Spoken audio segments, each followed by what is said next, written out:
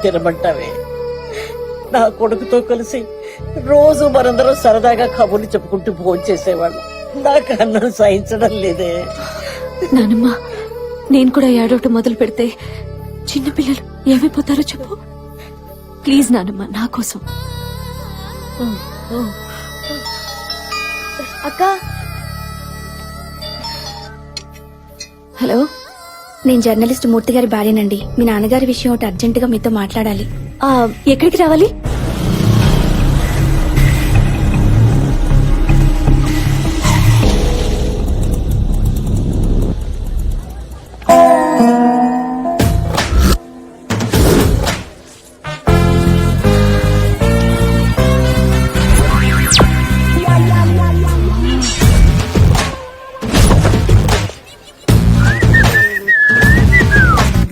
ఏంటి unexpected entry అని shock అయ్యావా? ఏం చేయమంటావు? మన ఇద్దరికి ప్యాచప్ అయిపోయింది. నీతో ప్రైవసీగా మాట్లాడాలంటే నువ్వు అసలు సింగిల్ గానే దొరకటం లేదు. అందుకే దొంగ మొగుళ్ళలో చిరంజీవి గారి దారి కట్టడం కాచేసా. బావా తప్పుకో, చాలా ఇంపార్టెంట్ పని మీద వెళ్తున్నా. వెళ్ళిపో, ఎవరొద్దన్నారు? కానీ మన పెళ్ళెప్పుడో చెప్పు. హేయ్, నీకేమన్నా మెంట్లా? నేను ఏ సిచ్యువేషన్ లో ఉన్నా నువ్వేం మాట్లాడుతున్నావు? మీ ఫాదర్ గురించేగా. నిన్నే ఓ పంతులు గారిని కలిసా. ఆయన ఏమన్నా తెలుసా? మనకు పెళ్ళయ్యి ఇదిగా బుల్లి బత్తాయిలంటే వారసులు పుడితే కేసులు మొత్తం మాఫీ అంట. నా మాట విను, ఇంకా ఎన్నో వసంత రాత్రులు వృధా చేయి. చెట్టుకు కాసిన బత్తాయి కోసుకు తింటేనే దానికి అర్థం పరమార్థం. నువ్వు అను, ఒక వారంలో ముహూర్తం పెట్టిచ్చేస్తా. మా నాన్నకి ఇలా జరిగిందని మేమంతా ఏడుస్తుంటే నువ్వు ఇలా రోడ్డు మీద ఆపి అసహ్యంగా మాట్లాడతావా? ఇంకోసారి నా దగ్గర పెళ్లి టాపిక్ ఎత్తావో చచ్చవే. హలో హలో, వస్తున్నానండి. నేను వెళ్ళిపోతున్నానండి. ఇప్పటికే చాలా ఆలస్యమైంది. నేను మీకు మళ్ళీ ఫోన్ చేసినప్పుడు మీరు వద్దురు గాని. బాయ్. ఛీ, నీ వల్లే వెళ్లే పని కూడా నాశనమైంది. మళ్ళీ పెళ్లి ఊసెత్తావంటే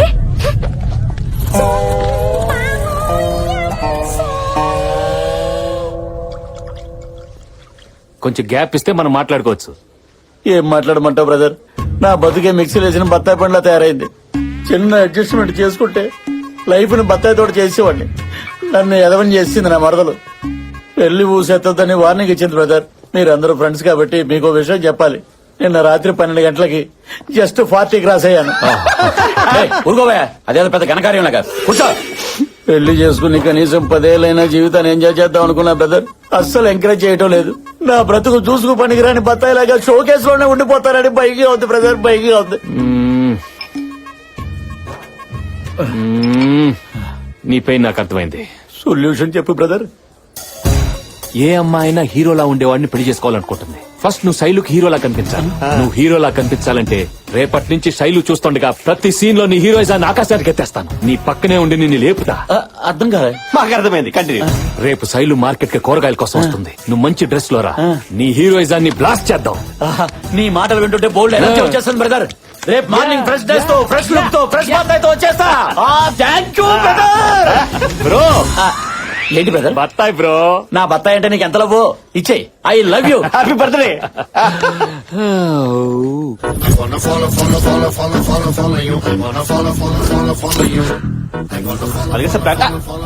బండి పార్క్ చేయి.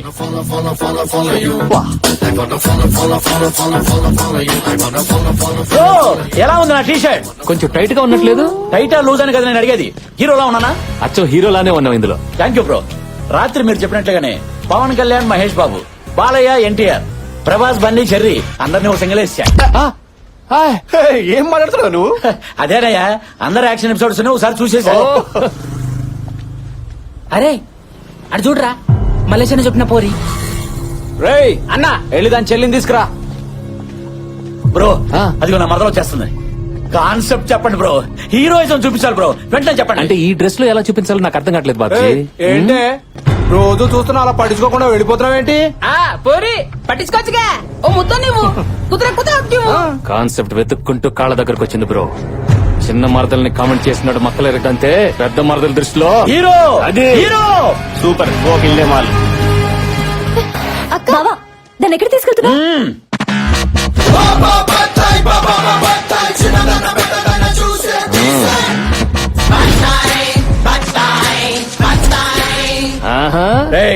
ఎప్పుడైనా ఎక్కడైనా నా మరదలు కనబడితే కోర్కెలు కంట్రోల్ చేసుకుని మీరు బతికితే 10 మందిలో పరువు ఉంటుంది, 10 ఏళ్ల లైఫ్ ఉంటుంది. కాదు కూడదని కామెంట్ చేస్తా, మరదల్ని ఏడిపిస్తానని కొవ్వు పలిసి ఎవడైనా నోరు జారితే కాయ కుక్కేస్తా. అర్థం కాల తెలుగేనా? శ్రీలంక. ఏయ్ మలింగ, నేను డైలాగ్ చెప్తున్నప్పుడు ఎవడైనా సైలెంట్ అవ్వాల్సిందే, లేకపోతే వైలెంటే. నాకు వైలెంటే కావాలి. ఏంటమ్మా వైలెంట్ కావాలా? చూస్తావా వైలెన్స్? పచ్చి బత్తాయి దెబ్బ రుచి ఎప్పుడు చూసుండవు. టచ్ చేసి చూడు ఈ హీరోని, పచ్చడైపోతావు. టచ్ చేయి, టచ్ చేయి, టచ్ చేయి. బ్రో ఈ మేజ్ డ్యామేజ్ అయిపోయింది. చూసే నా మరదలు చూస్తుంది బ్రో. ఈ సీన్ మొత్తం నీ చేతిలో పెడుతున్నాను. నువ్వు హీరో కాకుండా ఎలాగైనా మేనేజ్ చేసి నన్ను కాపాడు బ్రో. ఏ పిల్ల ఆగో, టైం వేస్ట్ చెయ్యకు.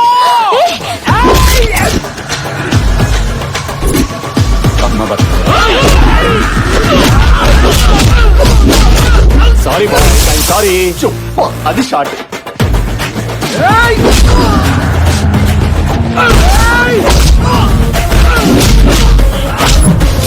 అయ్యో అయ్యో అయ్యయ్యో, ఎక్కడికి ఎక్కడికి వస్తున్నారు? Sorry sorry.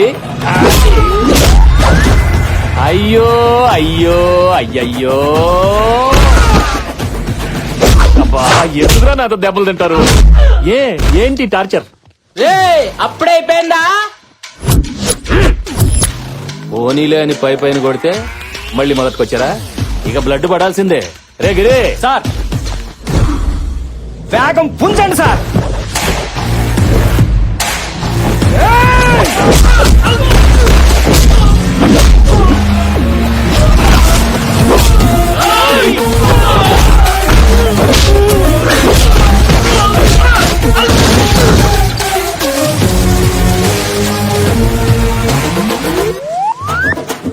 ఈ వాడి మీద వాడు పూలు వేసుకుంటే హీరో కాదు, ఆటోమేటిక్ గా పూలు పడాలి. అది హీరోయిజం అంటే. వినేవాడు ఉంటే భలే చెప్తావులే, వెనల్ కిషోర్ లాగా పెద్ద కమెడియన్లే. బ్రదరు, ఈ బ్లడ్ ఏంటి, నీ కొట్టుడేంటి? నీ క్యారెక్టర్ కి రివర్స్ లో ఫైటా? సడన్ గా క్యారెక్టరైజేషన్ లో ఇంత జంపా? Oh my god, that is దానిమ్మ. కాన్సెప్ట్ కొత్తగా ఉంది బ్రో. అమ్మా బ్లడ్, ఇంత బ్లడ్ వచ్చేసిందా నాకు? ఒరే పిచ్చిన బ్లడ్, అది బ్లడ్ కాదురా, దానిమ్మ జ్యూసు, పోమోగ్రనేట్. అవునా? నిజమా? చాలా టేస్టీగా ఉంది. హైబ్రిడ్ కాయ అనుకుంటా కదా. ఏదో కాయలో ఎల్లు.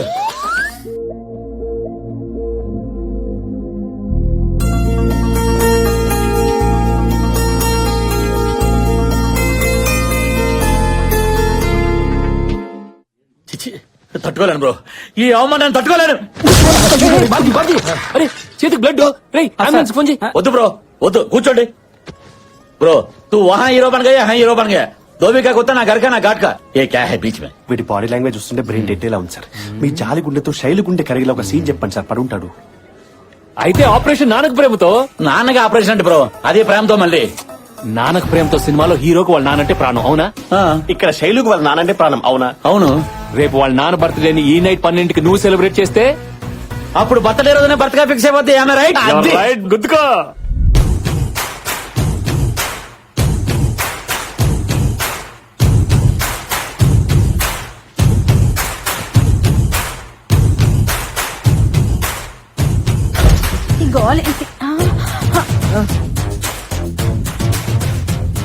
ఒరే ఏమిట్రా పుత్రుడు, గబుక్కొని గుండెకి చస్తావా? పో.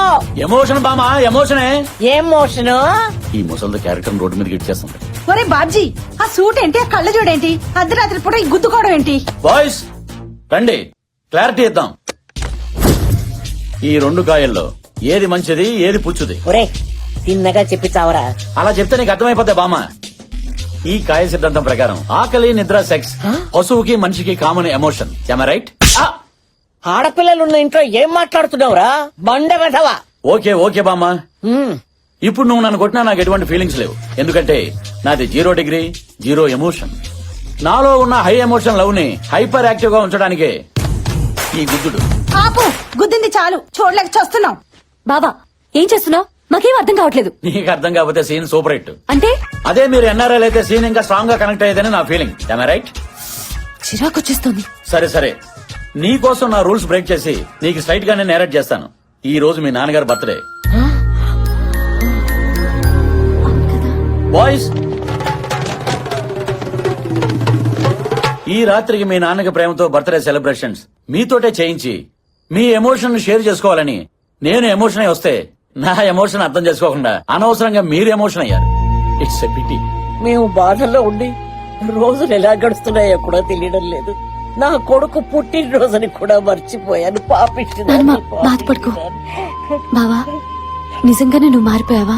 చూస్తున్నావు కదా, I'm zero character, zero emotion.